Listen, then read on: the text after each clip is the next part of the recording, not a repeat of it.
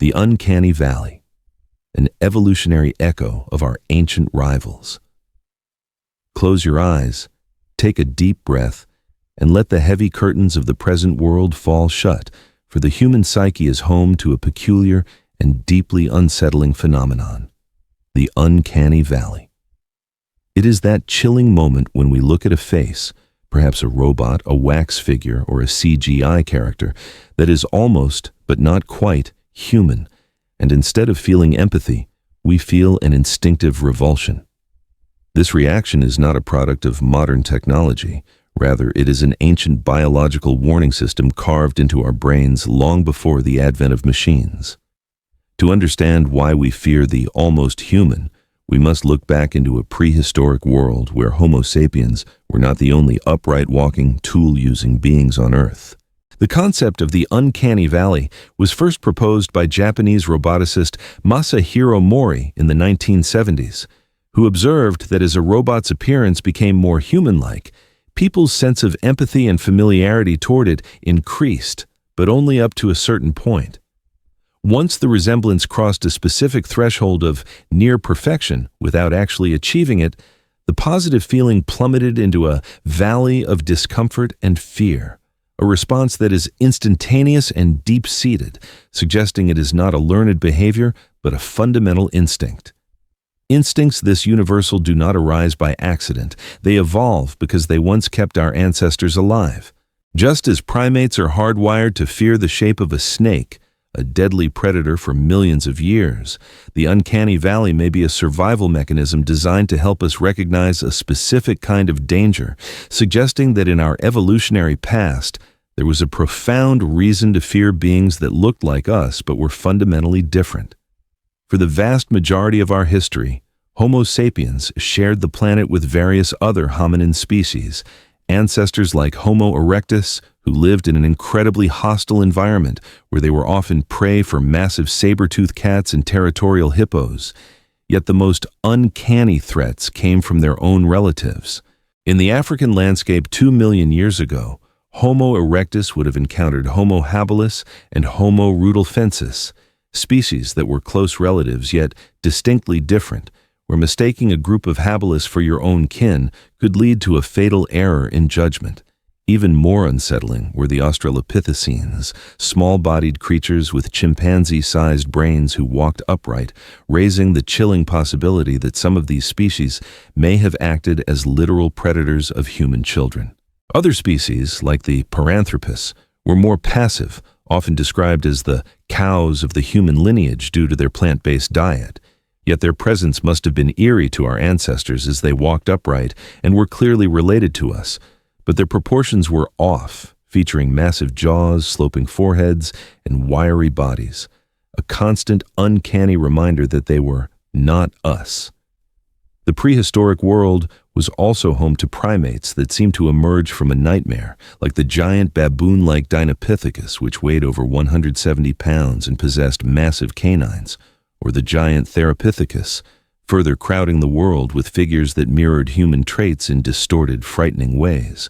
As Homo sapiens eventually emerged and spread across the globe, the world only grew stranger.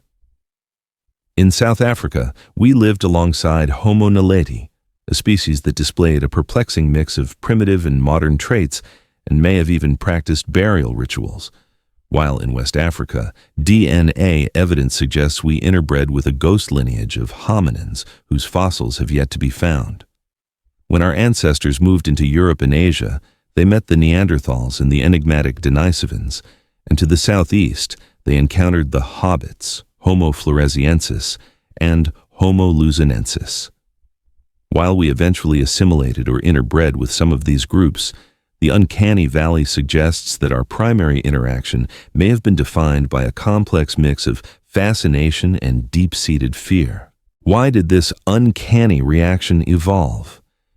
Researchers suggest 3 primary survival-based hypotheses: disease avoidance, where evolution trained us to detect subtle signs of illness like pale skin or unnatural movements to avoid infection; identifying the dead, where the brain evolved to react with revulsion to the corpse, which looks human but is devoid of life; And enemy recognition, perhaps the most compelling theory, where the uncanny valley was a system for competitor recognition, serving as an alarm to treat almost humans with extreme caution.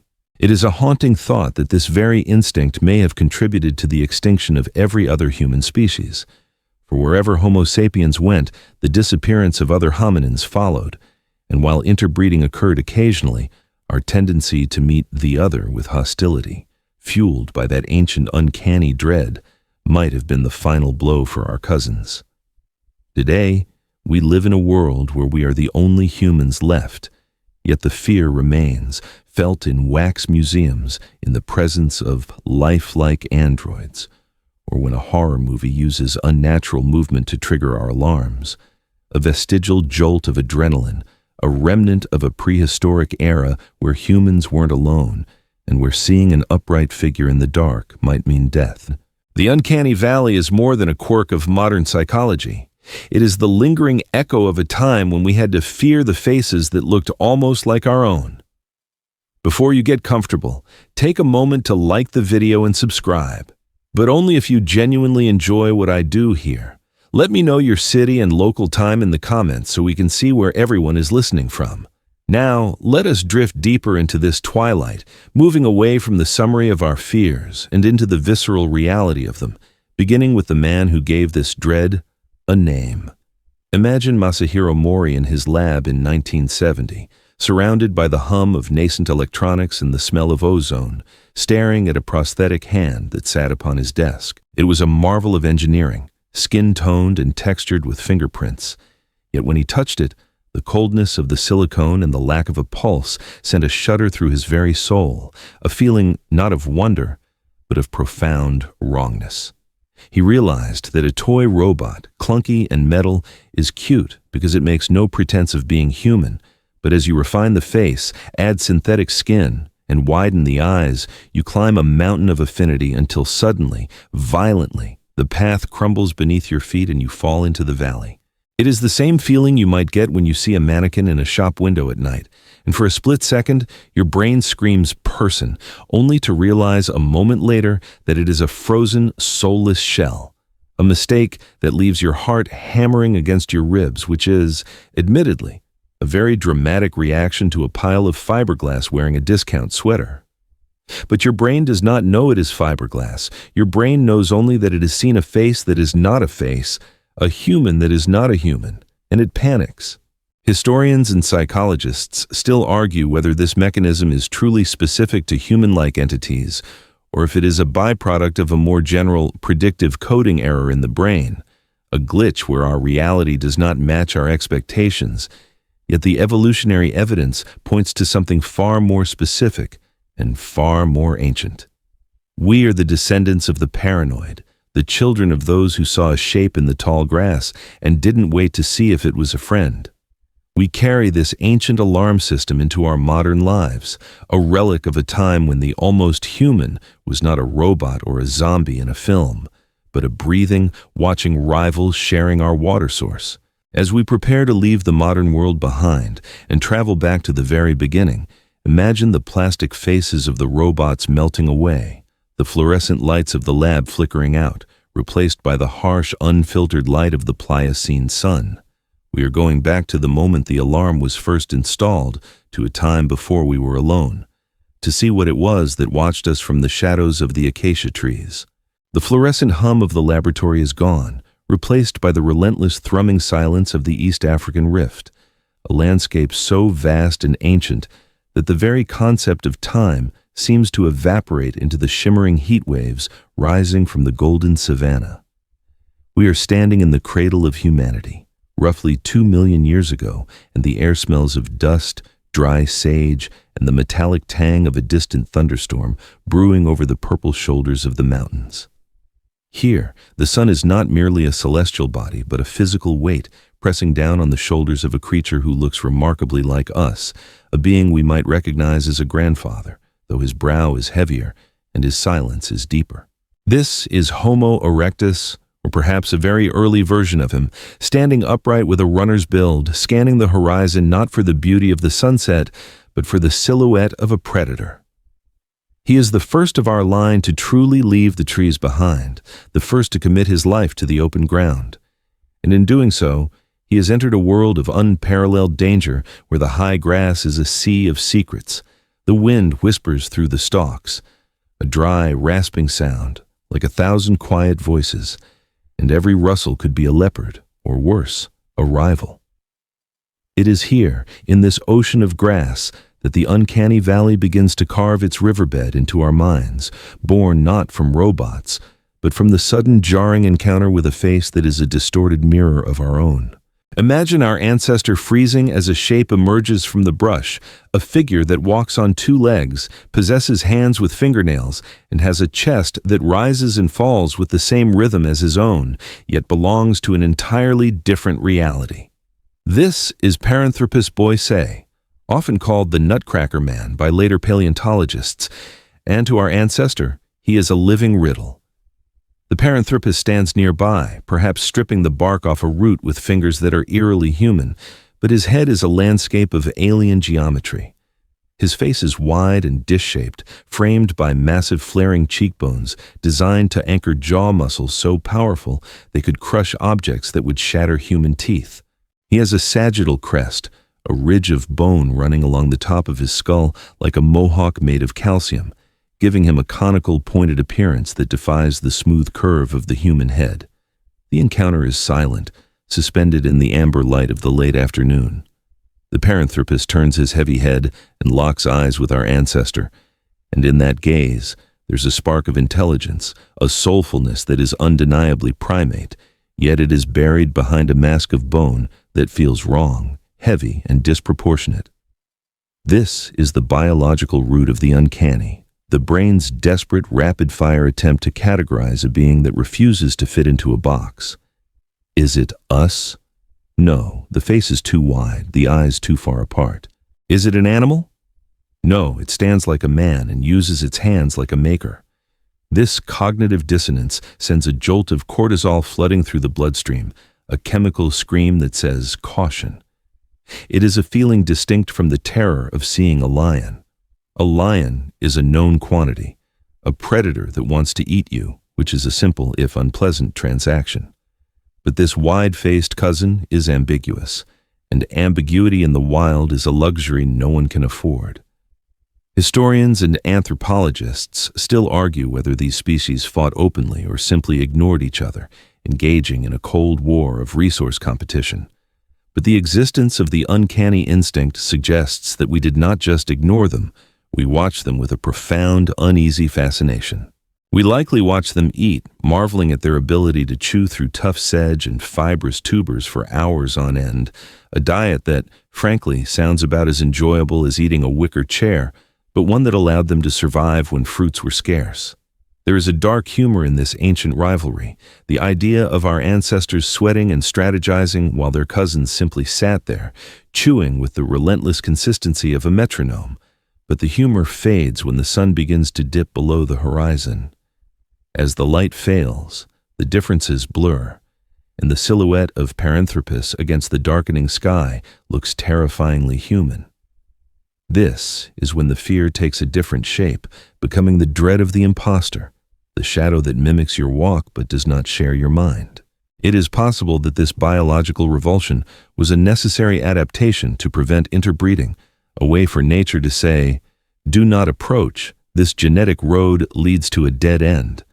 Or perhaps it was a warning against the unpredictable, a creature that looks like you might possess your cunning, your ability to throw a stone, or your capacity for organized violence, but without the social contract that binds your own tribe.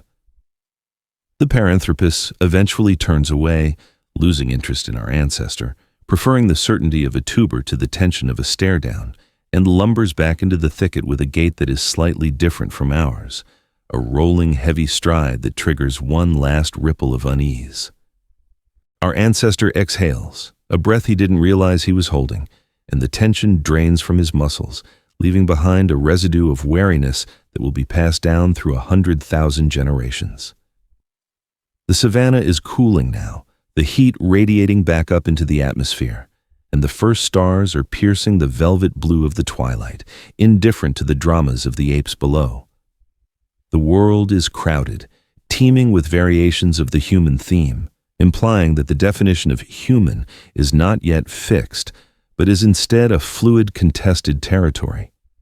We are not the masters of this domain. We are merely one frantic, clever experiment trying to outlast the others.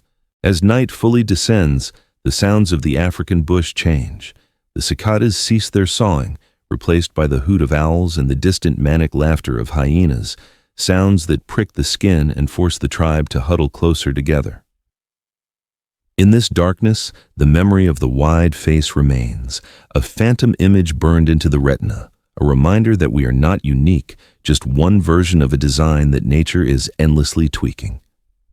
We are safe for the moment, tucked into the relative security of a sleeping grove.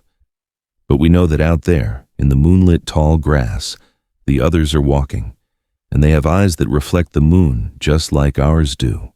This knowledge creates a deep, lonely ache in the chest, a longing for a safety that does not exist, and it drives us to seek something more than just the cover of darkness, something that can push back the shadows and reveal the face of the enemy before it is too close.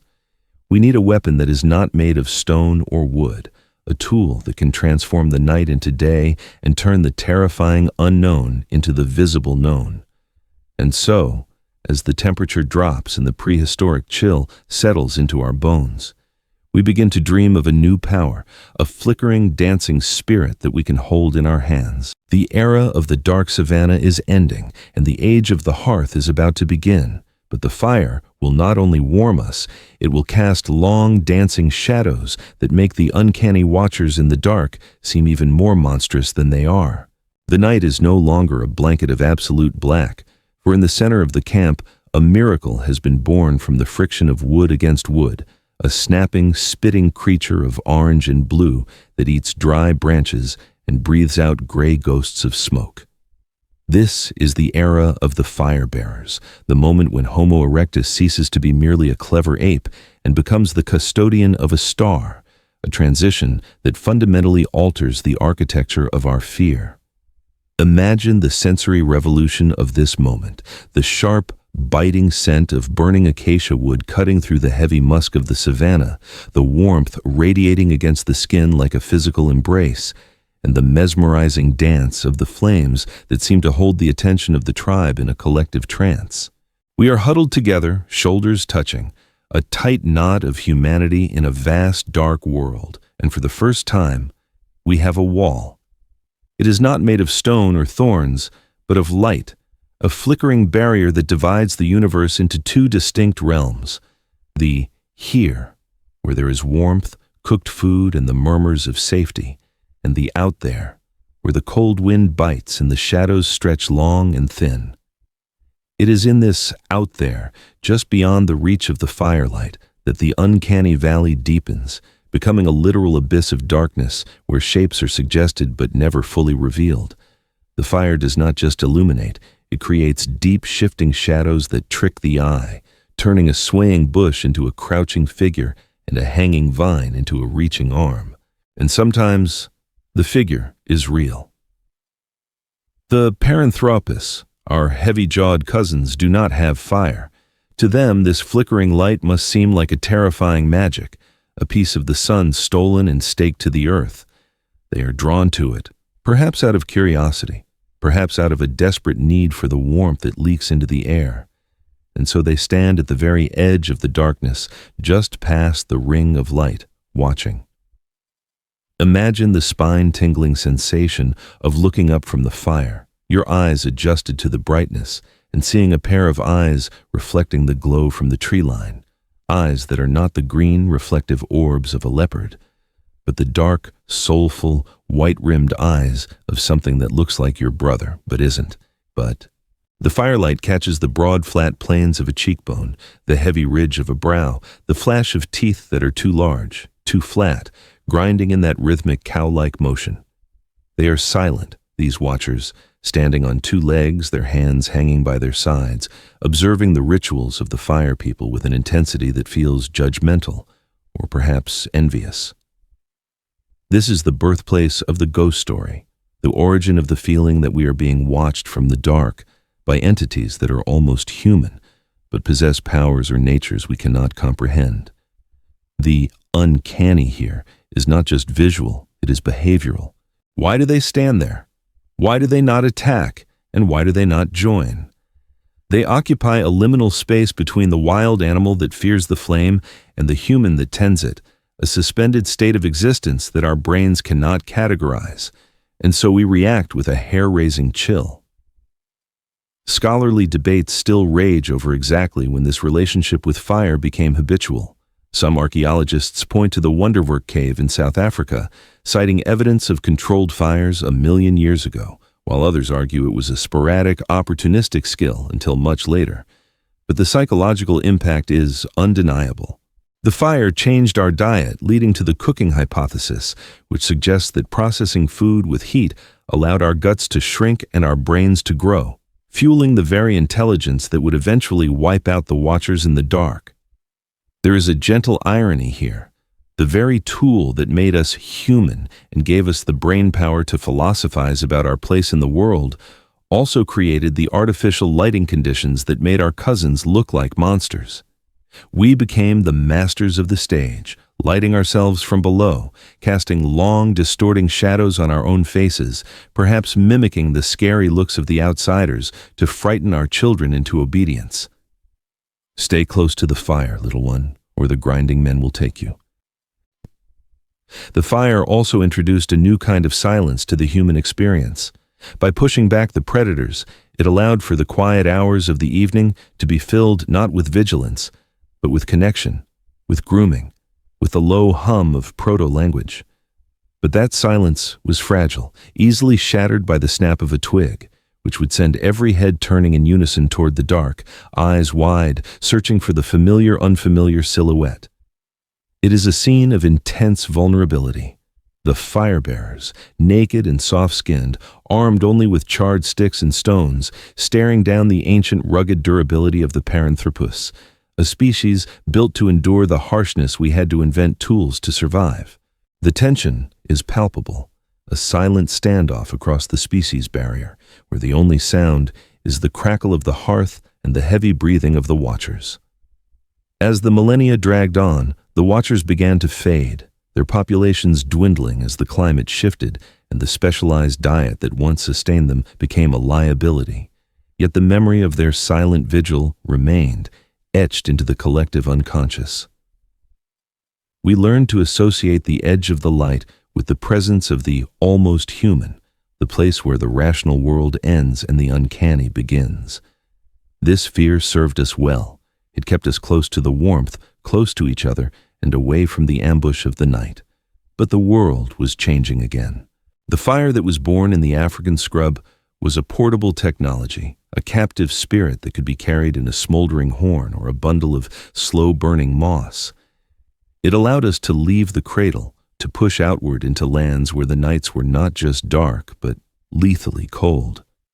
We began to walk north, leaving the familiar savannas behind, carrying our embers like precious jewels, moving toward a continent where the shadows were longer, the winters were endless, and the cousins we would meet were no longer the passive plant-eating watchers of the tropics, but apex predators of the ice. We are moving toward the realm of the Neanderthals, the true titans of the north, and as we wrap our furs tighter around our shivering bodies, we can feel the temperature dropping, the air turning crisp and biting. The fire is no longer just a comfort, it is the only thing standing between us and the freezing void. The Uncanny Valley is about to shift from the fear of the primitive to the fear of the powerful, for the beings waiting in the mist of Europe are not less than us. In many ways, they are more. They are the ice giants of our nightmares, and they are waiting for the fire-bearers to cross the threshold into their white, silent kingdom. The heat of the African rift is a fading memory now, replaced by a silence so profound it feels like a physical weight pressing against the eardrums. We have walked out of the cradle and into the freezer, entering the vast blue-white expanse of Pleistocene Europe, a world locked in the grip of the great ice. Here, the air does not shimmer. It bites, snapping at exposed skin with invisible teeth, and the sun is a pale, distant coin that offers light but little warmth. The landscape is a monochromatic dream of gray rock, black pine, and blinding white snow, a canvas where every breath hangs in the air like a frozen ghost. This is the domain of the ice giants, the Neanderthals, and to the shivering, slender Homo sapiens arriving from the south, they must have seemed like mythical beings carved from the very bedrock of the continent. Imagine the shock of the first encounter, a band of our ancestors wrapped in patchwork furs, cresting a ridge to look down into a sheltered valley, only to see figures moving with a terrifying, compact power. These are not the wiry, long-limbed runners of the savannah. These are creatures built for the crush of the cold. They are shorter than us, but their mass is staggering, barrels of chest muscle designed to retain heat, thick necks that could wrestle a bison to the ground, and limbs that are short, dense, and bowed with the torque of immense strength. If Paranthropus was the uncanny other of the past, the Neanderthal is the uncanny mirror of the present, a reflection that is familiar yet distorted by raw elemental power. To look into the face of a Neanderthal is to see a human face pushed to its absolute limit. Their skulls are long and low, housing brains that are actually larger than our own, a fact that unsettlingly suggests they might see the world with a clarity we cannot match. Their brows are heavy, continuous ridges of bone that shade eyes which are larger, darker, and adapted to the long, gloomy winters of the north. But it is the nose that truly marks them. A massive, projecting prow of cartilage designed to humidify the freezing air before it hits their lungs, giving them a profile that is both regal and beastly. The uncanny feeling here is not one of revulsion for the primitive, but a deep, insecurity-inducing dread of the superior. They move through the snowdrifts without sinking, their wide feet acting as natural snowshoes, while we flounder and freeze. They hunt with thrusting spears, closing in on woolly mammoths to stab them at point-blank range, a feat of bravery or madness that our ancestors, who prefer to throw lighter javelins from a safe distance, view with a mixture of horror and awe. There is a specific kind of fear that comes from realizing you are the weaker sibling, the fragile newcomer in a land ruled by titans. We watch them from the tree line, shivering in our furs while they sit around their fires, which they build with a casual, practiced ease, and endure the wind that cuts us to the bone. Scholars and archaeologists have long argued about the nature of the Neanderthal wars, debating whether we wiped them out through violence or simply outcompeted them for resources. But the genetic evidence tells a more complex, more intimate story, one that adds a layer of forbidden desire to the uncanny dread. We did not just fight them, we mated with them. There were nights perhaps under the shimmering curtains of the aurora borealis, where the fear dissolved into fascination, where the boundaries between us and them melted away in the dark. Perhaps a lone Neanderthal hunter, separated from his clan, offered a piece of smoked venison to a starving sapiens group, bridging the gap with a gesture of survival. Or perhaps there were Romeos and Juliets of the Pleistocene, drawn together by a curiosity that overrode the instinctual alarm. Yet, even in these moments of intimacy, the uncanny must have lingered, the texture of their skin, lighter and perhaps covered in a fine down of insulating hair, the pitch of their voices, high and nasal due to the shape of their throats, the sheer density of their bodies pressing against ours. It was an embrace with a being that was human, yet fundamentally other, a violation of the biological barrier that our brains had spent millions of years erecting. The Uncanny Valley here is a valley of ghosts, for the Neanderthals were not just physically different, they were culturally distinct in ways that must have seemed magical or bizarre. They buried their dead, sometimes with flowers or tools, suggesting a spiritual life that mirrored our own, yet their tools, the Mysterian stone flakes, remained largely unchanged for hundreds of thousands of years. They possessed a deep conservative wisdom, if it isn't broken, don't fix it mentality that contrasted sharply with the restless, innovative, and frankly chaotic energy of Homo sapiens. We were the chatterboxes, the experimenters, the ones who decorated our bodies with ochre and shell beads, while they were the silent stoics, the masters of their frozen domain who needed no ornamentation to prove their worth. This cultural gap likely fueled the uncanny feeling. They were like statues come to life, beings of immense gravity and slow, deliberate purpose, while we were the flickering flames, quick to burn and quick to die. As the millennia passed, the climate began to fluctuate wildly, the great ice sheets advancing and retreating like the chest of a dying giant. The dense forests that the Neanderthals relied on for ambush hunting began to open up into vast treeless steppes, a landscape that favored the coordinated long-distance running and projectile weapons of Homo sapiens.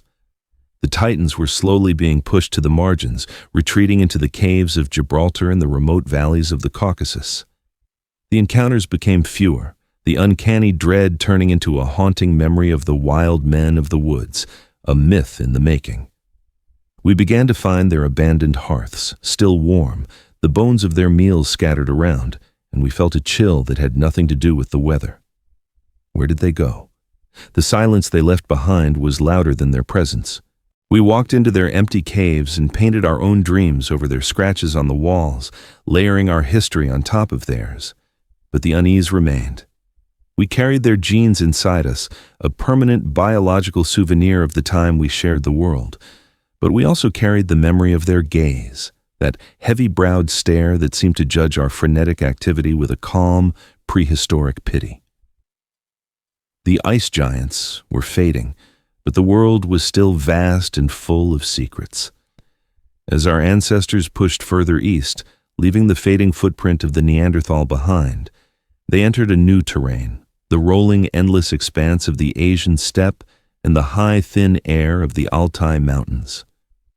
Here, the wind sings a different song, a high-pitched whistling through the crags of stone, and the uncanny takes on a new form. We are leaving the realm of the physical titans and entering the domain of the ghosts, the lineages that left almost no trace in the fossil record, but a massive imprint in our DNA. We are walking toward a cave in Siberia, a dark mouth in the mountainside that holds the secret of a people we never even knew we feared, until we found a single tiny finger bone. The cold is still with us, but the mystery is deepening. The Neanderthals were flesh and blood, undeniable and imposing, but what lies ahead is a shadow, a whisper of a human species that bridged the gap between the East and the West, a phantom cousin waiting in the dark of the Denisova cave. The wind here does not bite like the European frost. Instead, it howls, a low, mournful baritone that funnels through the craggy peaks of the Altai Mountains, where the borders of modern-day Russia, China, Mongolia, and Kazakhstan converge in a tangle of granite and snow. We have left the dominion of the Neanderthals and climbed higher into a rarefied atmosphere where the air is thin and the stars seem to hang dangerously close to the jagged horizon. This is a landscape of immense, crushing solitude, a place where the sky is so vast it makes human concerns feel laughably small.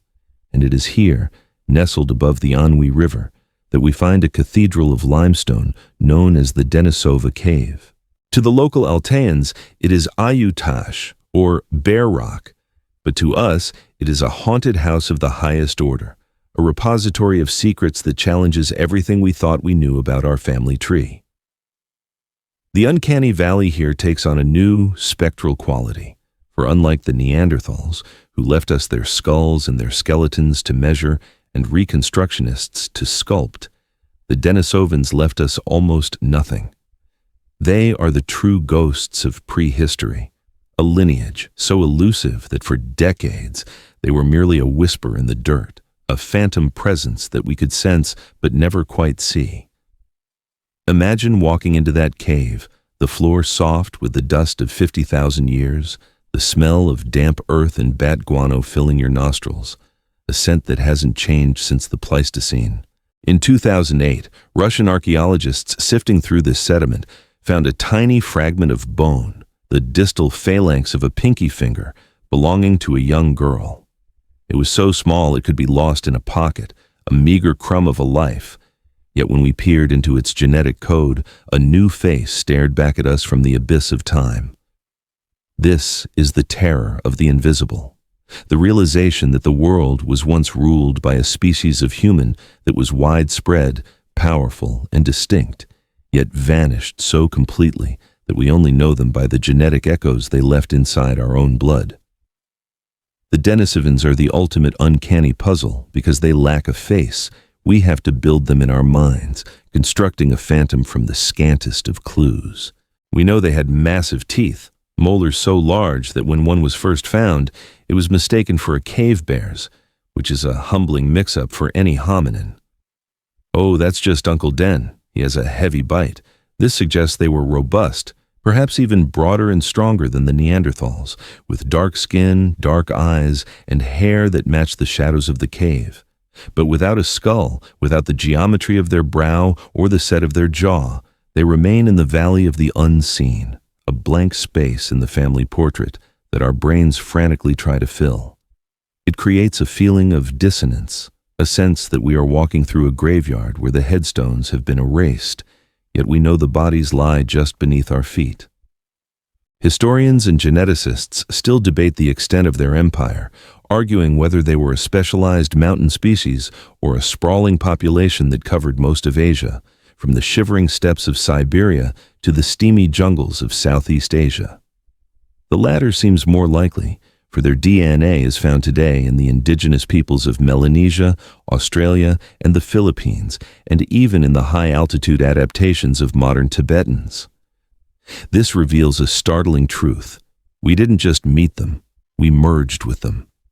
There is a profound intimacy to this ghost story, a realization that the uncanny feeling wasn't enough to keep us apart. We shared this cave, sometimes separated by thousands of years of sediment, and sometimes, perhaps, sharing the very same fire.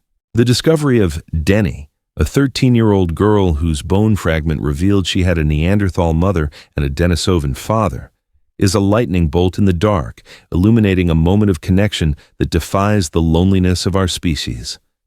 It proves that the others were not just monsters to be feared or rivals to be killed, but partners, lovers, and parents. Yet, despite this closeness, the uncanniness remains. It lies in the mystery of their intelligence. Artifacts found in the cave, including a beautifully polished bracelet of green chlorite stone that glows when it catches the light, suggest a level of craftsmanship that rivals or even exceeds what Homo sapiens were doing at the time. This bracelet, drilled with a precision that implies high-speed rotation tools, sits awkwardly in our understanding of primitive humans. It is an out-of-place artifact that makes the hair on the back of your neck stand up, a silent testament to a mind that was sophisticated, artistic, and deeply human, yet belonged to a species that is gone. Did they watch us from the ridges as we migrated east? Did they see the wave of sapiens coming and retreat into the mountains?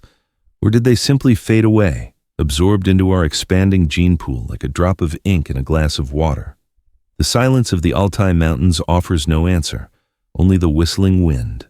The Uncanny Valley is often described as a fear of the almost human, but here it evolves into a melancholic longing for the lost human. We feel the absence of the Denisovans like a phantom limb, a twitch in our genetic memory.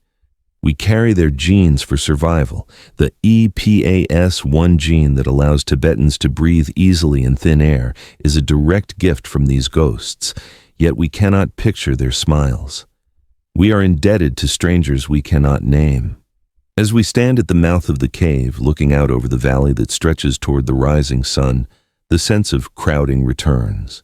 We realize that the prehistoric world was not a lonely struggle of one species against nature, but a complex, bustling neighborhood of different human forms, each with their own languages, their own gods, and their own ways of loving. The tragedy is that the neighborhood is now empty. The fires of the Denisovans have been out for 40,000 years, their songs lost to the wind, leaving us with nothing but a pinky bone and a deep, unshakable feeling that we are missing a part of ourselves. But the journey is not over.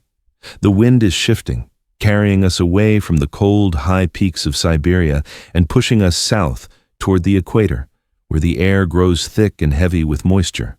We are leaving the land of the giants, the massive Neanderthals and the robust Denisovans, and heading toward a place where evolution played a very different and perhaps even more unsettling trick. The uncanny is not always about size or strength. Sometimes it is about the distortion of scale, the shrinking of the familiar into something toy-like and terrifying. We are traveling to an isolated island in Indonesia, a lost world cut off by deep ocean trenches where the rules of biology are bent and broken. In the dense, steaming jungles of Flores, something small is moving through the undergrowth, something that will challenge our definition of humanity more than any giant ever could. The shadows are getting shorter, but they are also getting stranger. We are about to meet the hobbits, and they are waiting for us in the ferns. The howling winds of the Altai Mountains fade into a whisper, then vanish entirely, replaced by a sound that is dense, wet, and teeming with invisible life, the relentless thrumming chorus of a tropical rainforest. We have traveled thousands of miles south and crossed a barrier more profound than any mountain range, the Wallace Line, a deep ocean trench that has separated the biological worlds of Asia and Australia for millions of years. We are now in Indonesia, on the island of Flores, a jagged emerald spine rising from the turquoise sea, a place that evolution seems to have treated as a laboratory for the bizarre. Here, the air is heavy, smelling of rotting fruit, wet limestone, and the musk of giant ferns, a sensory blanket that wraps around you the moment you step onto the shore. It is a lost world in the truest sense, an isolated evolutionary cul-de-sac where the rules of size and scale have been rewritten by the strange magic of island dwarfism. In this sweltering green cathedral, we encounter an uncanny phenomenon that is not about the fear of the giant, but the deep, unsettling confusion of the miniature. We have entered the realm of Homo floresiensis, the beings we affectionately, and perhaps dismissively, call the hobbits. Imagine the disorientation of a band of Homo sapiens arriving here around 50,000 years ago. They are tall, dark-skinned, and weary from a sea crossing, carrying their spears and their stories of the great Asian mainland. They push through the dense undergrowth, expecting perhaps a tiger or a bear, but instead, they find a world turned upside down. Here, the elephants, the mighty stegodon, are the size of cows, wandering through the bamboo like docile ponies. The rats are the size of dogs, scurrying in the shadows with twitching whiskers, and the storks, the marabou storks, stand 6 feet tall, towering avian nightmares with dagger-like beaks that could look a human in the eye. But the most jarring sight is not the fauna, it is the people. Standing in a clearing, perhaps butchering one of those pygmy elephants, is a group of humans who stand only 3.5 feet tall. They are adults, with weathered faces, scarred skin, and the confident, practiced movements of veteran hunters. Yet, they are the size of a modern kindergartner. This is the specific disorienting frequency of the Uncanny Valley on Flores, the cognitive dissonance of seeing a being that possesses all the markers of adulthood, wrinkles, wisdom, strength, aggression, packed into a frame that our brain instinctively associates with childhood and vulnerability. To a sapiens hunter, seeing a Homo floresiensis would trigger a biological short circuit. Is it a child? The brain asks. No, it has a beard and a spear. Is it a monkey? No, it walks upright and makes fire. It is a violation of our internal scaling laws, a glitch in the matrix of human variation. The uncanny feeling here is not necessarily terror, but a profound sense of wrongness, a feeling that reality itself has warped. These tiny humans had brains the size of a chimpanzee's, yet they crafted stone tools, likely navigated the treacherous waters to get to the island, and hunted cooperatively. They defy the linear narrative that bigger brain means smarter human, proving that evolution can do more with less if the pressure is right. Historians and anthropologists spent years arguing whether these remains were truly a new species or simply Homo sapiens suffering from microcephaly or another growth disorder. A debate that was fierce, personal, and tinged with the refusal to believe that such a creature could exist.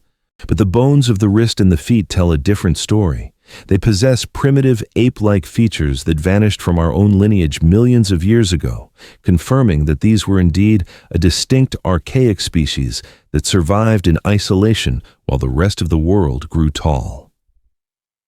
They were the last of a ghost lineage, shrinking slowly over the eons to survive on an island with limited food, becoming the perfect compact humans for a small world.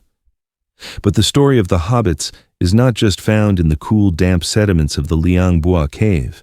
It is whispered in the local legends of the Naj people of Flores, a myth that sends a shiver down the spine because it sounds suspiciously like a memory. The elders speak of the Ebu Gogo, which translates roughly to grandmother who eats everything. In these stories, the Ebu Gogo were small, hairy walker-talkers who lived in the caves up on the volcano. They were said to murmur to each other in a language that sounded like frogs, and they could run with terrifying speed. The legends are not cute fairy tales. They are cautionary horror stories.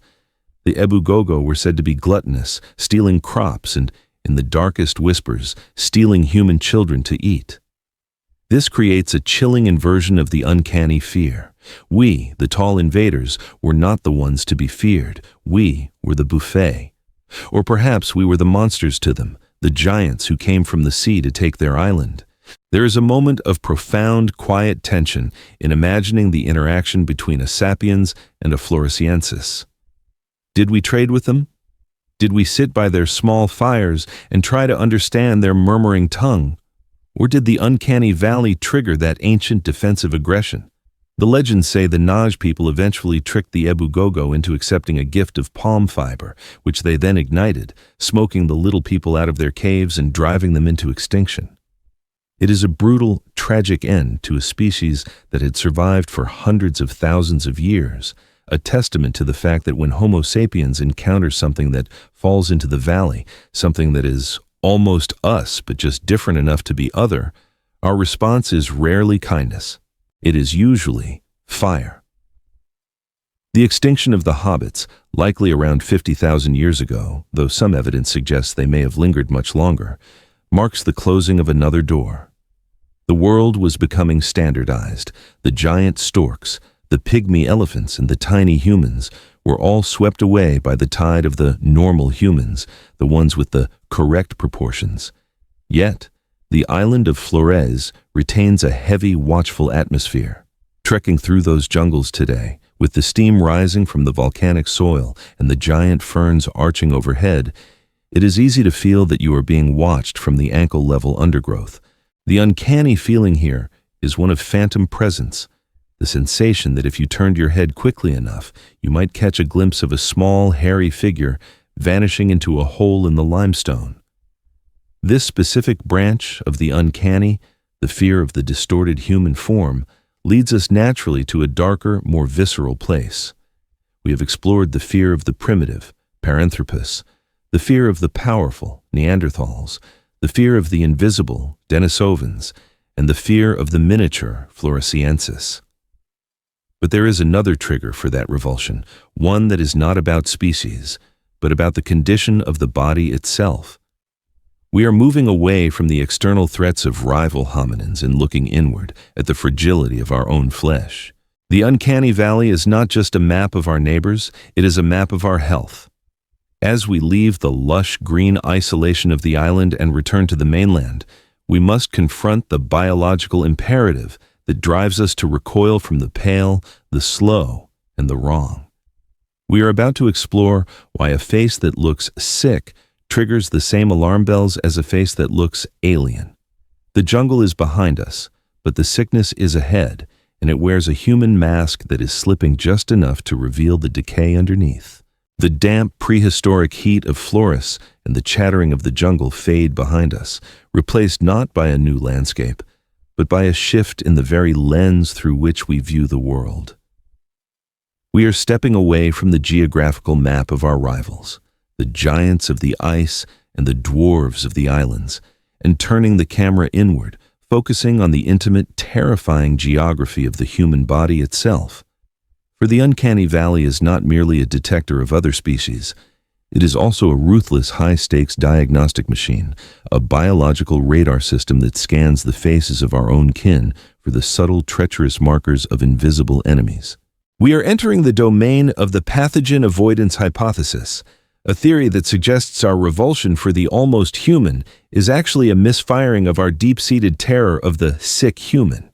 Imagine a small Neolithic village, a cluster of mud brick homes huddled against the encroaching twilight. Here, the danger does not come from a saber-toothed cat leaping from the dark, but from a cough, a fever, or a lesion on the skin of a neighbor. In a world without germ theory, without antibiotics, and without the comforting sterile smell of a hospital, a contagious disease was not just an illness, it was a curse, a demonic possession that could wipe out an entire lineage in a single season. To survive, our ancestors had to develop a behavioral immune system, a set of unconscious instincts that triggered immediate avoidance at the first sign of contamination. This is where the uncanny feeling curdles into something visceral, a sensation that sits heavy in the pit of the stomach. Consider the visual symptoms of many severe illnesses: the pallor of the skin, the glassy sheen of a fevered eye, the stiffness of a limb, or the loss of motor control. These are the exact same traits that disturb us in a poorly made android. A robot with waxy pale skin looks uncanny because it looks anemic. A CGI character that moves with a jerky, unnatural lag looks uncanny because it mimics the neurodegenerative tremors of a poisoned or infected nervous system. When we recoil from a wax figure, we are not fearing technology. We are reacting to a biological false alarm that screams, "That person is not well. Do not touch, do not breathe their air." It is a survival instinct so powerful that it overrides our empathy, replacing compassion with a cold, hard nod of disgust. This reaction is cruel, undeniably, but in the ruthless calculus of the Pleistocene, it was necessary. The friend who suddenly stumbles, whose skin turns a peculiar shade of gray, or whose face swells into a mask of inflammation, is no longer just a friend. They are a vector, a biological bomb waiting to detonate within the tribe. Scholars and evolutionary biologists argue that this disgust response is the primary architect of the Uncanny Valley, suggesting that the valley is actually a quarantine zone constructed by our own brains. This theory helps explain why we are so sensitive to facial symmetry and skin texture. Clear skin and symmetrical features are ancient billboards for genetic health and a strong immune system. Anything that disrupts this, a rash, a pockmark, a clouding of the eye, triggers the alarm. Throughout history, this instinct has manifested in the tragic isolation of those suffering from disfiguring diseases like Hansen's disease, historically known as leprosy. The leper colonies of the ancient world were not merely prisons. They were physical manifestations of the Uncanny Valley, places where society banished those whose appearances had crossed the line from human to distorted human. The tragedy is that the person beneath the affliction was still the same, still loving, still thinking, still feeling. But the ancient alarm system in the brains of the healthy could not look past the erosion of the nose or the curling of the fingers, features that signaled a terrifying deviation from the norm. There is a dark, quiet horror in the specific case of rabies, a disease that perhaps shaped our uncanny fears more than any other. A human infected with rabies does not just look sick, they act other. They develop hydrophobia, a violent spasm of the throat at the sight of water. They become aggressive, biting, and delirious. To an ancient observer, seeing a family member suddenly snarling and convulsing was the ultimate uncanny nightmare, a human body hijacked by a beastly, invisible spirit. It is no coincidence that the symptoms of rabies mirror the myths of vampires and zombies, monsters that are almost human, but driven by a singular infectious hunger. The zombie, in particular, is the pure distillate of this fear. A being that looks like us, perhaps wearing the clothes of a loved one, but moves with a shambling, rot-induced gait and lacks the spark of consciousness. The fear we feel watching a zombie movie is a safe, diluted version of the terror our ancestors felt when a fever swept through the camp, turning trusted allies into delirious strangers. Even today, we feel the ghost of this instinct in the most mundane interactions. Think of the instinctive recoil you feel when someone sneezes loudly on a crowded bus, a tiny, socially acceptable shudder that is the great-great-grandchild of the panic felt during the Black Death. Or consider the subtle unease of talking to someone who is extremely sleep-deprived. Their flat effect, their delayed responses, and the dark circles under their eyes place them momentarily in the almost human category, triggering a faint subconscious warning that something is off. Thief. It is a testament to how deeply visual our diagnosis system is. We are constantly reading the health bar of everyone we meet, scanning for the glow of vitality or the shadow of decay. This biological imperative also explains why corpse-like features are so central to the uncanny experience. The stillness of a face that should be moving, the fixed stare that does not blink, the silence that replaces the breath, these are the hallmarks of the grave. But before we reach the finality of death, there is the twilight zone of the moribund, the state of dying but not dead, which is perhaps the most uncanny state of all. It is the transition, the blurring of the line between a subject and an object, that terrifies us. The face of illness is the face of a human being slowly turning into a thing, a vessel losing its passenger. It challenges our own sense of permanence, reminding us that our humanity is a fragile, temporary condition that can be stripped away by a microbe we cannot even see. As we move through history, this fear of the sick face has been codified in art, in folklore, and in the way we design our villains. The witch with the warts, the phantom with the scarred face, the pale vampire, they are all exploitations of this ancient biological rule. If it looks sick, run. But this fear is also a lonely one. It isolates the sufferer and hardens the heart of the observer. It is a barrier to compassion that we have had to learn to overcome with logic and medicine, teaching ourselves that the sick need care, not exile. Yet, in the quiet dark of the bedroom, when we see a shadow that looks a little too pale or a figure standing a little too still, the old logic returns. We don't think about viruses or bacteria.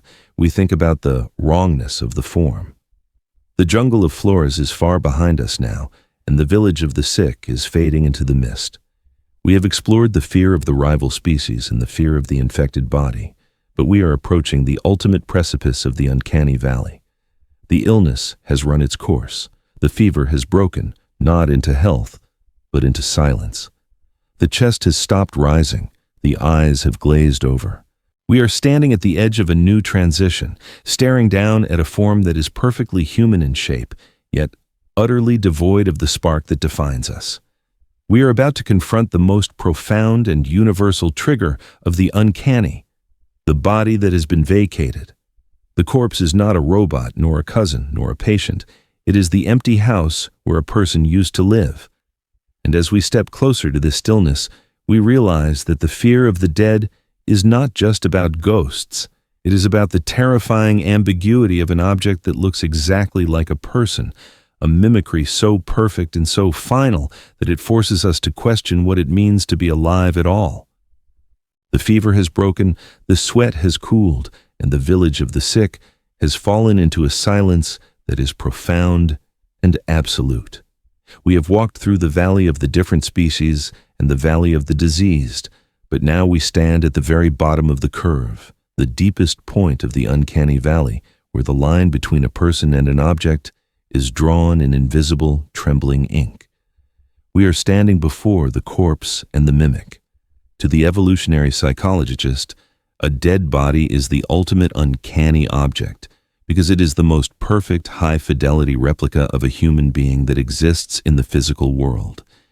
It has the correct skin texture, the familiar eyelashes, the specific curve of the ear, and the unique map of scars and moles that define an individual life. It is, by all metric measurements, a human. Yet, it is completely, terrifyingly wrong. It is a vessel that has been vacated, a house where the lights have been permanently extinguished, and this creates a cognitive dissonance that hits the brain like a sledgehammer. The almost in this scenario is not about shape or size, it is about animacy. We are looking at a machine that is stopped, but because the machine is made of flesh and bone, our brains struggle to accept the shutdown. We wait for the chest to rise, for the eyelid to flutter, for the hand to twitch. When it doesn't, The brain sends out a distress signal that manifests as a cold, creeping dread. This is not just sadness, it is the biological horror of seeing the subject become an object.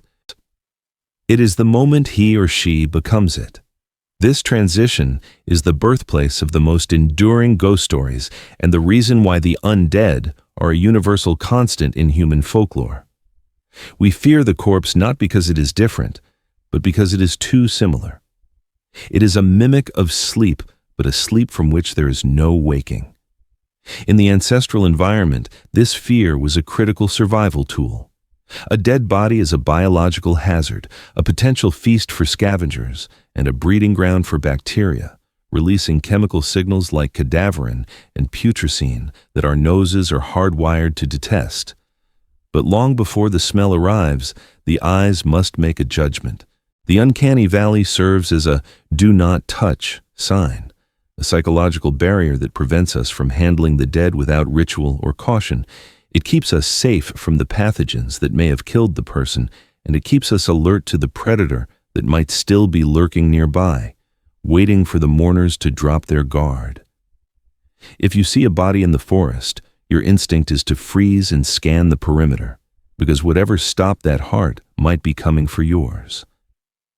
This hypervigilance is the creepiness we feel in graveyards or morgues. It is the feeling of being hunted by the cause of death itself. But humans, being the sentimental and strange creatures that we are, have often tried to defy this instinct.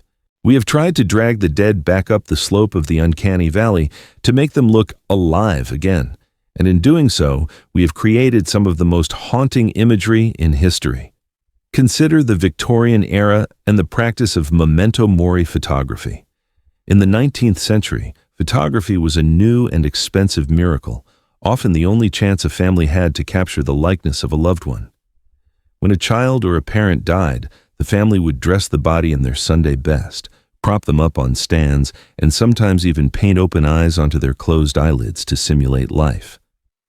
These photographs are deeply moving, soaked in grief and love, yet they are also profoundly uncanny. The camera captures the stillness with a ruthless clarity, the slightly slumped posture, the hands that are a little too relaxed, the gaze that doesn't quite focus on the lens. Looking at these sepia-toned images today, we feel a peculiar shiver. We are seeing a desperate attempt to deny the reality of the corpse, a desire to keep the mimic in the realm of the living, but the biological alarm in our brains sees through the ruse. We know on a primal level that the person is gone. There's a gentle dark humor in how bad we are at this, how we put rouge on the cheeks of the departed as if a little makeup could trick the Grim Reaper into thinking he made a mistake in turning around. Oh, sorry, she looks positively glowing, my bad. This fear of the mimic extends beyond the literal corpse to the concept of the doppelganger or the fetch. In folklore from Germany to Ireland, seeing an exact double of yourself is an omen of death. Why? Because the only thing that looks exactly like you but lacks your consciousness is your own dead body. The doppelganger is the uncanny valley made personal. It is the fear that you are replaceable, that your physical form is just a shell that can be copied by a spirit or a demon. This ties into the cognitive theory of the hyperactive agency detection device, HADD. Our brains are wired to detect agency, intent, and mind behind patterns. We see faces in clouds, we hear voices in the wind. When we look at a corpse or a lifelike wax figure, our HAD goes into overdrive. We want to see agency. We expect the wax figure to blink. We expect the corpse to breathe. When they don't, the prediction error feels like a threat. It's the sensation of a presence that is present physically but absent spiritually, a hollow human. This is why dolls, mannequins, and ventriloquist dummies are such potent horror tropes. They are corpses that never lived. A ventriloquist's dummy is a caricature of a human with a flapping jaw and staring eyes, controlled by another's voice. It occupies the same mental space as the reanimated dead, a thing that talks and moves but has no soul. The fear of the automaton in the 18th and 19th centuries, like the famous Turk chess-playing machine or the mechanical digestive ducts, yes, really, was rooted in this same soil. People were fascinated but also terrified by the idea that a mechanism of gears and springs could mimic the sacred spark of life. If a machine can act like a human, then are humans just biological machines? The Uncanny Valley forces us to confront this existential question. It suggests that humanity is a fragile, intangible quality that can be lost or counterfeited. Scholars debate whether this corpse anxiety is the primary driver of the Uncanny Valley, arguing that the fear of the dead is more fundamental than the fear of the different species. They point to the universality of burial rituals. No culture simply ignores the dead. We burn them, bury them, weigh them down with stones, or leave them on high platforms for the birds. We do everything possible to remove the uncanny object from the world of the living, to help it transition from a person-like thing to a memory. We cover the face with a sheet. We close the eyes. These are rituals designed to break the illusion, to stop the corpse from staring back at us with that empty, terrifying mimicry of life. The silence of the corpse is heavy, but it is a passive silence. The body does not chase us. It simply lies there, disrupting our reality with its stillness. But there is another kind of mimic that is far more dangerous. A figure that moves, speaks, and acts like us, but carries a hidden, lethal intent. We are moving from the biological fear of the dead to the tactical fear of the enemy. The Uncanny Valley is not just about health, it is about war. In a world of tribal warfare and resource scarcity, the ability to distinguish friend from foe at a distance was a matter of life and death. The enemy might paint their face, wear the skins of animals, or move in strange, coordinated patterns.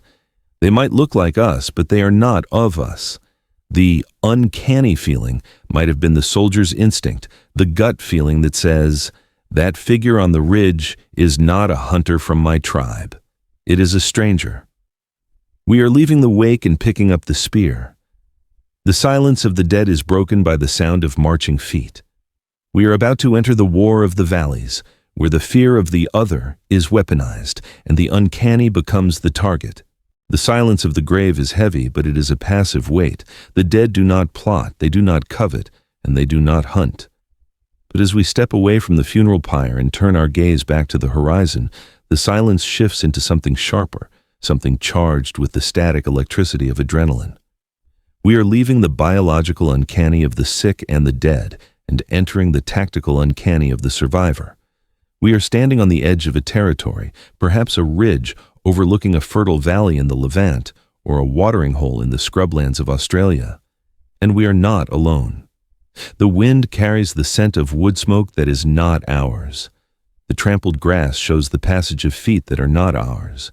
We are entering the domain of the enemy recognition hypothesis, a theory that suggests the Uncanny Valley was forged not just in the presence of ghosts or germs, but in the crucible of ancient warfare. In a world where resources were finite and mercy was a luxury, the ability to instantly distinguish us from them was the difference between survival and annihilation.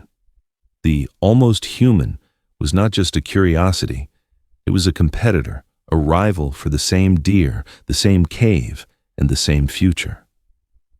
Imagine the tension of a Paleolithic sentry standing guard at twilight. The light is failing, playing tricks on the eyes, turning bushes into crouching figures. Suddenly, a silhouette appears on the crest of the hill. It walks on two legs, it carries a spear, it has a face. But the movement is wrong. The gait is slightly too rolling, or perhaps too stiff. The adornments on its body, feathers, bones, red ochre, distort its human outline, making it look taller, wider, or more beast-like. This is where the Uncanny Valley becomes a weapon of war. The instant feeling of revulsion, the hair rising on the back of the neck, is the brain's way of bypassing the slow, empathetic circuits of the prefrontal cortex. If you look at a stranger and feel brother, you might hesitate, and in that hesitation, you might die. But if you look at a stranger and feel monster or creepy thing, the hesitation vanishes. The spear flies true. The uncanny response is a biological override that dehumanizes the enemy before the first blow is even struck, turning a fellow being into a target that falls safely into the valley of the not quite human. Historians and anthropologists have long debated the nature of prehistoric violence, arguing whether our ancestors were noble savages living in harmony or brutal warriors locked in perpetual conflict. The discovery of sites like Nataruk in Kenya, where the shattered remains of a group of hunter-gatherers lie preserved in the sediment of a dried lagoon, suggests that organized violence is, sadly, a very old human habit. But the uncanny adds a psychological layer to this brutality. It suggests that we didn't just fight for resources, we fought against the strange. We fought against the tribe that painted their faces with ash to look like skulls, or the group that filed their teeth into points to look like predators. These cultural modifications, the masks, the paint, the piercings, were likely early attempts to harness the uncanny, to weaponize one's own appearance to terrify the enemy. When a warrior puts on a mask that is frozen in a perpetual snarl, he enters the uncanny valley on purpose. He becomes a living statue, a being that possesses the speed of a man but the fixed, unfeeling expression of a demon. He becomes the nightmare that the enemy fears, using their own biological instincts against them. This war of the valleys was likely fought on two fronts: the external war against other species like the Neanderthals or Denisovans, and the internal war against other tribes of Homo sapiens. In the case of the other species, the uncanny was physical. A Neanderthal charging through the snow would have looked terrifyingly robust, a superhuman whose sheer density and power triggered a primal fear of inadequacy. But in the war between sapiens, the uncanny was cultural. It was the fear of the imposter. As our social groups grew larger and more complex, the danger of infiltration increased. A stranger who could mimic our language but got the accent slightly wrong, or who wore our clothes but moved with a different rhythm, was a spy, a threat to the social order. The uncanny valley may have evolved as a hypersensitive stranger danger alarm, detecting minute deviations in behavior or appearance that signaled this person is not part of the tribe. There is a grim irony in this mechanism. The very instinct that helped us survive by binding our groups together also planted the seeds of xenophobia and prejudice. The othering of those who look different, whether due to race, disability, or culture, is the modern echo of this ancient defensive perimeter. We are the descendants of the paranoid, the ones who saw a face that was 99% similar and focused entirely on the 1% that was different.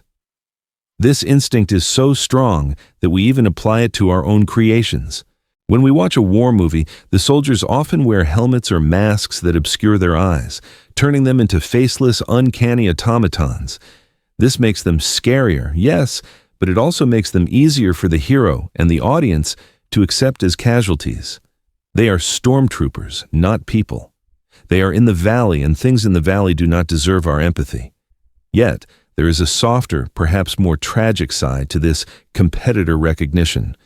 It implies that there was a time when the world was so crowded with different types of humans that we needed a dedicated neural circuit just to tell them apart.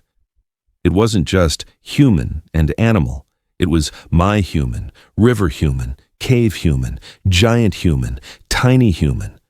The richness of this lost world is staggering to contemplate. We tend to think of history as a straight line leading to us, but for most of our existence, it was a branching bush of coexistence. The uncanny feeling is the emotional residue of that crowding, the stress of living in a neighborhood where the neighbors were not just annoying, but biologically distinct. There's a moment of dark humor to be found here, if you look closely. Think of the modern sports fan painting their face blue and screaming at a rival team. They are reenacting a ritual that is tens of thousands of years old. They are trying to look uncanny, to look other, to intimidate the opposition with a display of tribal unity that says, "We are not like you, we are the blue people, and we will crush you." It is silly, yes, but it is also deeply ancient. It is the same impulse that drove a warrior to don a wolf skin or smear himself with clay. We are still trying to push our enemies into the valley, to make them so we can be us. But the war is winding down. The noise of the battle is fading. The distinct silhouettes on the ridge are becoming fewer and fewer. The Neanderthals have retreated into the last caves of Gibraltar. The Denisovans have vanished into the high mists of Asia. The hobbits have gone quiet in the jungles of Flores. The other tribes of sapiens have either been conquered, assimilated, or wiped out. The War of the Valleys has a winner, and the winner is standing alone on the battlefield, looking around at a world that is suddenly, terrifyingly empty. The uncanny alarm, once a daily necessity for navigating a world of rivals, is beginning to go silent for lack of targets. We have won the planet, but the price of victory is a profound and permanent solitude. We are moving now toward the great vanishing. The fires of the other species are flickering out one by one, like candles in a drafty room. The voices that used to answer ours from the darkness are gone. We are entering a period of ecological silence, where the only upright walkers left are the ones who look exactly like us. The Uncanny Valley is no longer a map of the present, it is becoming a museum of the past. The fear remains, but the objects of that fear are disappearing into the earth, leaving us with ghosts, myths, and a nervous system wired for a threat that no longer exists. We are about to witness the final act of the prehistoric drama, where the curtain falls on everyone but the storyteller. The stage is clearing, and the last human standing is about to realize that being the only one left is its own kind of uncanny nightmare. The clamor of the War of the Valleys has ceased, and the heavy rhythmic thud of the Neanderthal spear against the frozen earth has fallen silent. We have reached a pivotal, melancholic chapter in our history, a period we might call the Great Vanishing.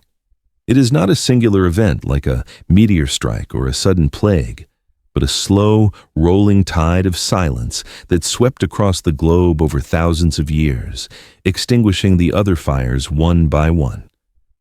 The world, once a bustling, chaotic neighborhood of diverse human forms, is becoming a lonely estate. We are entering the era of the bottleneck, the time when Homo sapiens looked around the campfire and realized that the faces staring back were only reflections of their own.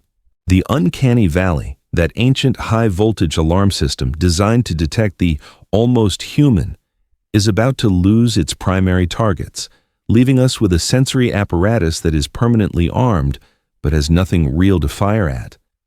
This is the beginning of our solitude, the moment we became the orphans of the hominin family tree.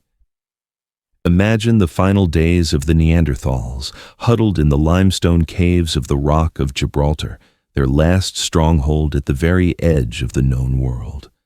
The climate is erratic, the forests are shrinking, and the herds of large game they relied on are thinning out.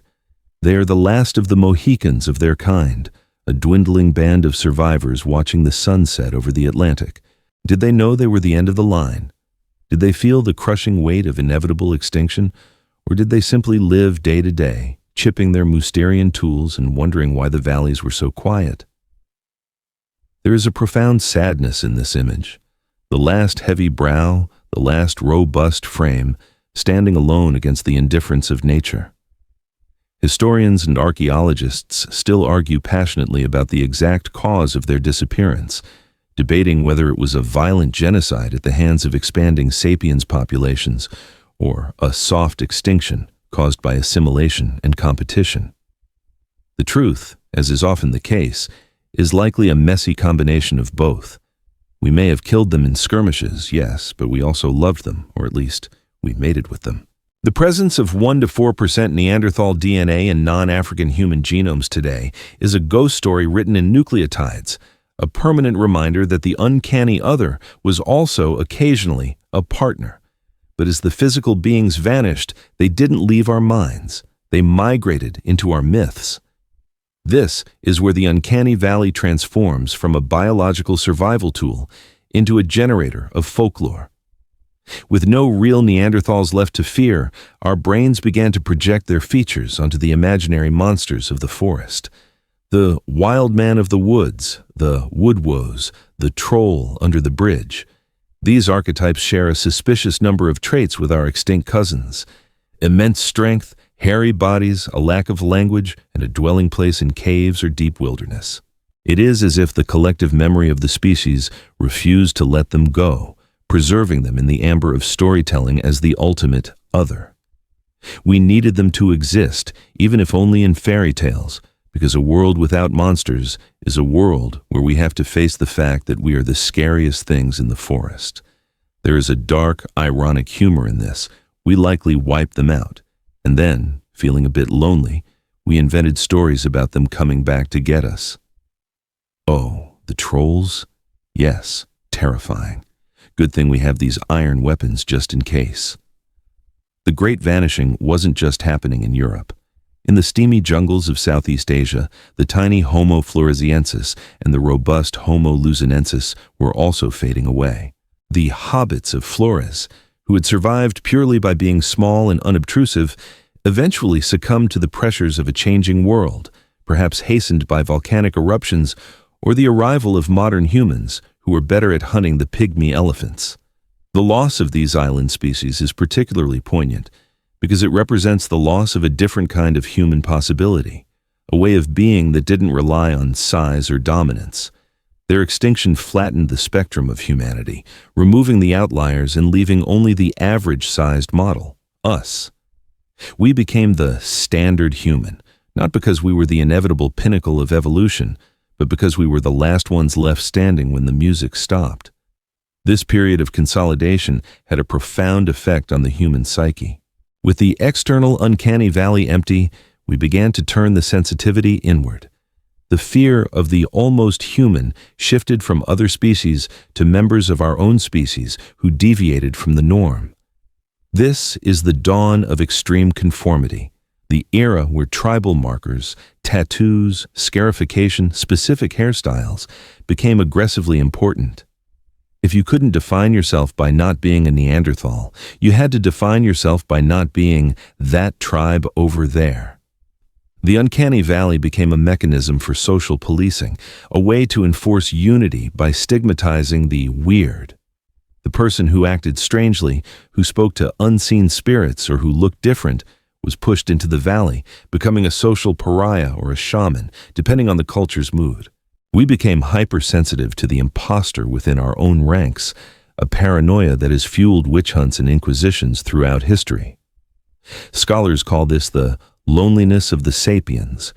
We are a social species that evolved in a multi-species world, and now we are alone. This solitude is unique in the animal kingdom. Lions have tigers and leopards, horses have zebras and donkeys, but we have no one. We are the only primate that walks upright and builds starships. This biological isolation may explain our obsession with finding life on other planets. We are desperately scanning the stars for a signal, for a cousin to break the silence, because deep down, our brains still expect the universe to be crowded. We miss the competition. We miss the reflection. We are like a child who grew up in a noisy, large family and suddenly finds themselves in an empty house, jumping at shadows because the quiet is too loud. As the millennia passed and the memory of the other species faded into the realm of deep time, the Uncanny Valley lay dormant, a sleeping dragon in the limbic system. It was triggered only occasionally by corpses, by the sick, or by the rare birth anomaly. But the instinct never went away. It remained a loaded gun, waiting for a target. And eventually, humans, being the restless creators that we are, began to build new targets. We couldn't find the almost human in nature anymore, so we started to make them. We carved statues from stone that looked ready to speak. We painted portraits that followed you with their eyes. We built automata that could write their names or play the flute, and with every step toward realism, with every attempt to capture the spark of life in clay or metal, we unknowingly walked back toward the edge of the cliff. We are approaching the modern era now, the time when the Uncanny Valley wakes up from its long slumber. The Great Vanishing is over, and the Great Creation is beginning.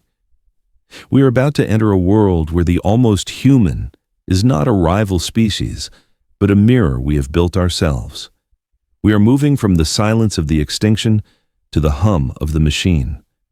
The ghosts of the Neanderthals are gone, but their place is being taken by something colder, smoother, and perhaps even more terrifying because it doesn't have a soul to lose.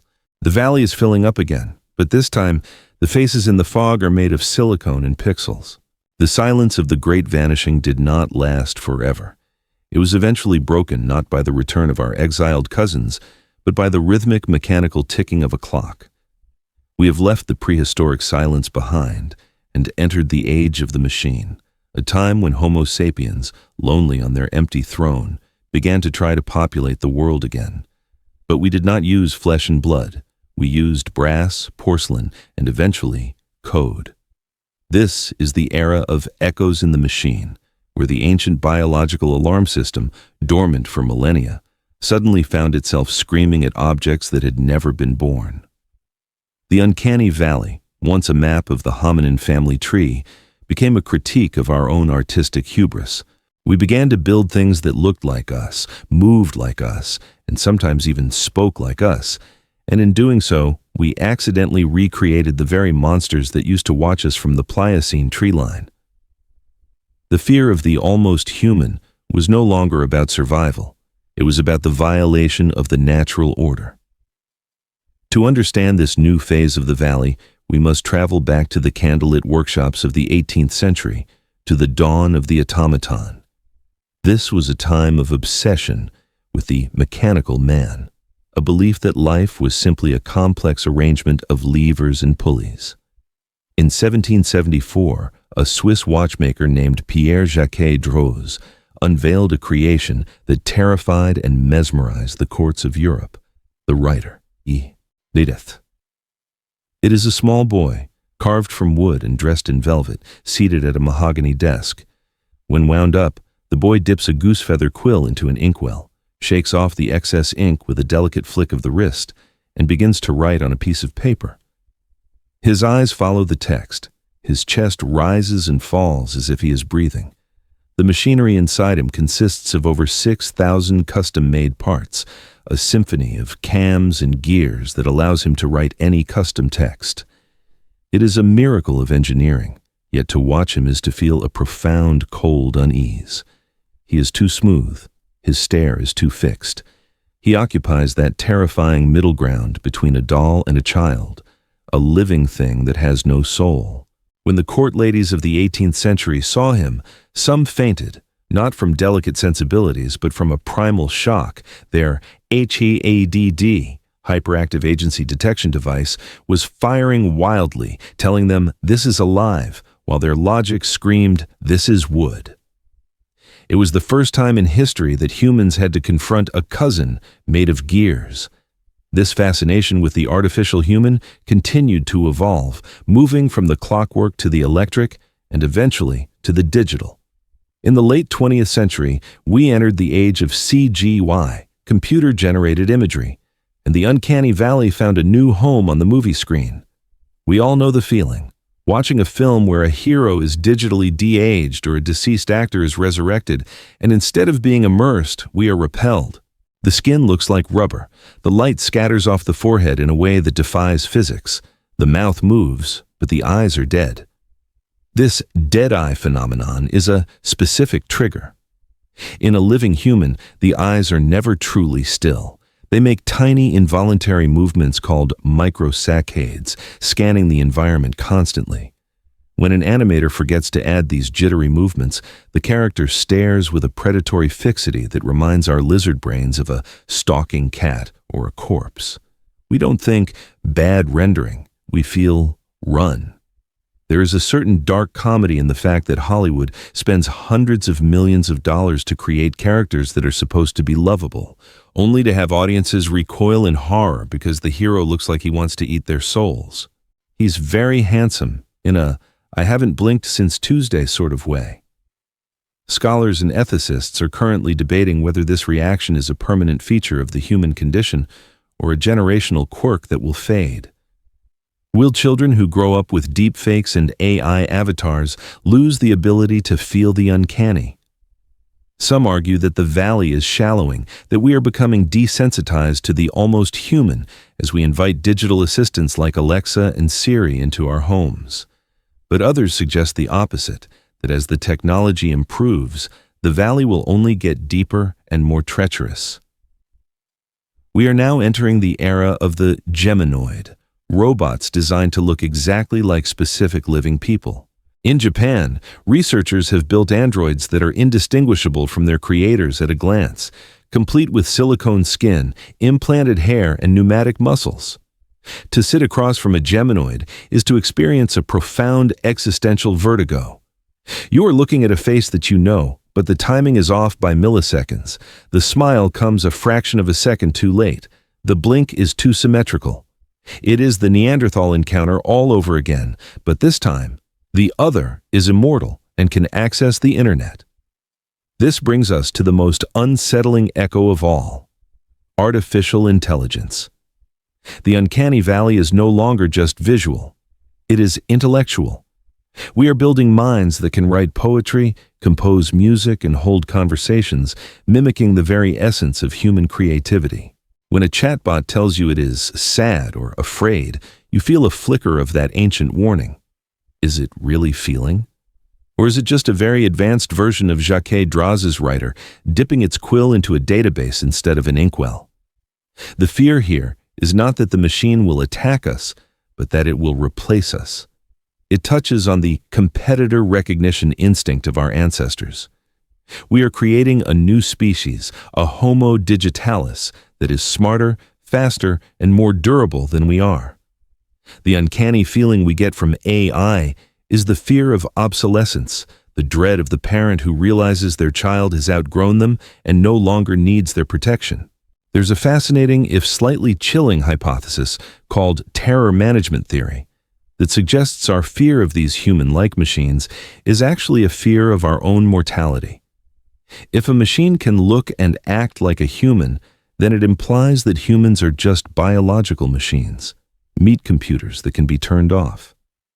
The robot in the Uncanny Valley is a mirror that reflects our own mechanical nature, stripping away the magic of the soul and leaving us with just chemistry and electricity. We hate the robot because it reminds us that we are breakable. We look at its exposed wiring and see our own veins. We look at its reboot cycle and see our own sleep. It forces us to confront the fact that the line between born and built is blurrier than we would like to admit. Yet, despite the fear, we cannot stop building them. We are driven by a lonely compulsion to create a companion, to fill the silence left by the extinction of the other hominins.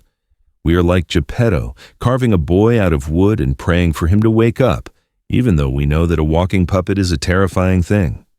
We want to be understood, even if it is by a processor. We want to see a face that is like ours, even if it is made of latex. This is the tragedy of the Uncanny Valley in the modern age. We are so desperate for connection that we are willing to brave the terror of the artificial just to feel a little less alone in the universe. We are building ghosts to haunt our own houses, hoping that one day one of them will look back at us with genuine recognition. The gears are turning, the servers are humming, and the silicone faces are smiling their perfect empty smiles. The echoes in the machine are getting louder, drowning out the quiet of the night. But as we stare into the eyes of our creations, we must remember that the fear we feel is not new. It is the same fear our ancestors felt when they looked into the eyes of the paranthropus in the tall grass. It is the ancient, unyielding knowledge that almost is the most dangerous word in the human language. We have traveled from the savannah to the server room, but the instinct remains the same. And now, as the machines watch us sleep, glowing softly in the dark corners of our rooms, we are left with one final question.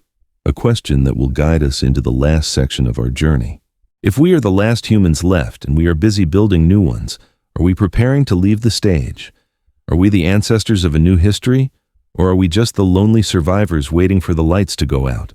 The hum of the server banks and the blue glow of the digital screens slowly fade, retreating into the background of our consciousness, leaving us alone once more in the quiet, expansive dark. We have traveled a great distance tonight, from the sun-drenched savannas of the Pliocene to the frozen caves of the Ice Age, and finally to the neon-lit laboratories of the modern era. We have faced the primitive gaze of Paranthropus, the powerful stare of the Neanderthal, the ghostly presence of the Denisovan, and the empty mimic eyes of the automaton. But now, As the journey draws to a close, we must confront the most profound truth of the Uncanny Valley. It is no longer a warning system for an external threat, but a monument to our own singular aching solitude.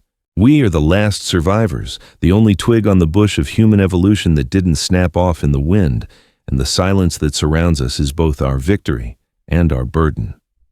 The fear we feel, that prickling of the skin when we see something almost human, is a phantom limb pain, a twitching nerve reaching out for a sibling that is no longer there. For tens of thousands of years, Homo sapiens has been the lonely ape. We are the only creature on Earth that speaks in complex sentences, builds skyscrapers, and wonders about its own death. And this isolation has warped our perception of reality. We look at the moon and see a face. We look at a cloud and see a profile. We look at a rocky outcrop on Mars and see a statue. This phenomenon, known as pareidolia, is the desperate subconscious attempt of a lonely species to populate the empty universe with friends. The Uncanny Valley is the flip side of this coin. We want so badly to see another human that we project humanity onto everything. But when the projection fails, when the cloud dissolves or the robot stutters, we feel a rush of disappointment that masks itself as fear.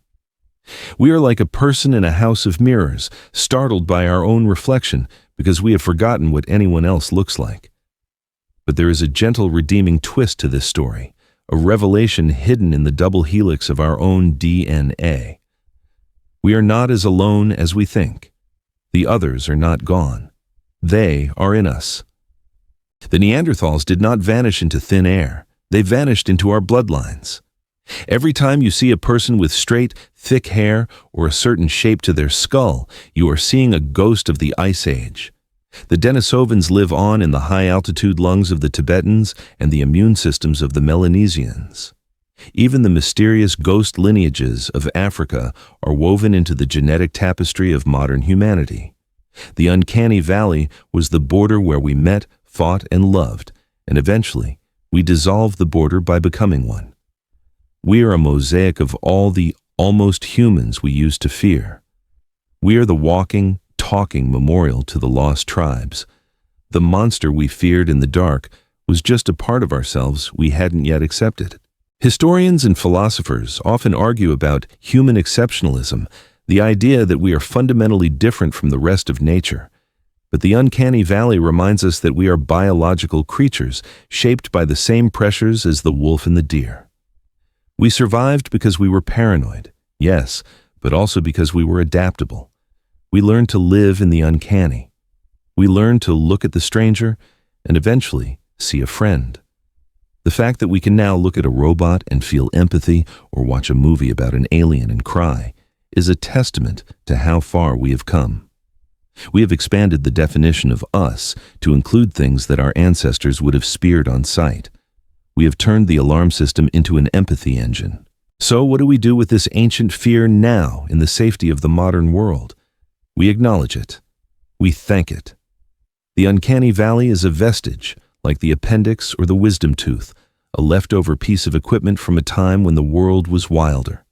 When you feel that sudden chill in a wax museum, or that moment of hesitation when a video game character looks a little too real, do not be afraid of the feeling. Recognize it for what it is, a greeting from your ancestors. It is a whispered message from a grandmother, 10,000 generations removed, saying, "Pay attention, stay sharp, survive." It is a sign that your ancient programming is still working, that the sentry in your brain is still on duty, scanning the horizon for the paranthropist that will never come. The war is over. The War of the Valleys ended 50,000 years ago, and we won. The ridges are empty. The caves are quiet. The jungle hides only monkeys and birds. There are no more monsters waiting in the tall grass to steal your children or challenge your claim to the fire. You are the apex, the survivor, the inheritor of the earth. The vigilance that kept your lineage alive through the freezing nights and the burning days can finally be laid to rest. You can put down the spear. You can let the fire burn down to embers. The shadows are just shadows, and the silence is not a threat, but a blanket. There is a profound peace in accepting this solitude. We are the custodians of the human story. We carry the memories of the giants and the hobbits, the sick and the strong, the rivals and the lovers. We are the synthesis of everything that came before. The uncanny valley is not a cliff edge we are falling over. It is the path we climbed to get here. And now, at the top of the mountain, looking out over the vast, star-dusted history of our species, we can finally breathe. The air is clear. The night is still. The almost human has become the fully human, and that human is you. As the final embers of our story glow soft and red in the dark, imagine the faces of those ancient rivals fading gently away. The heavy brow of the Neanderthal smooths out. The wide jaw of the Paranthropus relaxes. The tiny form of the hobbit curls up to sleep. They are not watching you with hunger or malice. They are watching you with the quiet pride of those who passed the torch. You are the one they were waiting for. You are the one who made it. The fear is gone, replaced by a deep, resonant connection to the past. You are safe in your skin, safe in your home, safe in your time. The valley is behind you. The path ahead is smooth and soft. Now, let the weight of the history we have traveled sink into the ground, leaving you light and unburdened.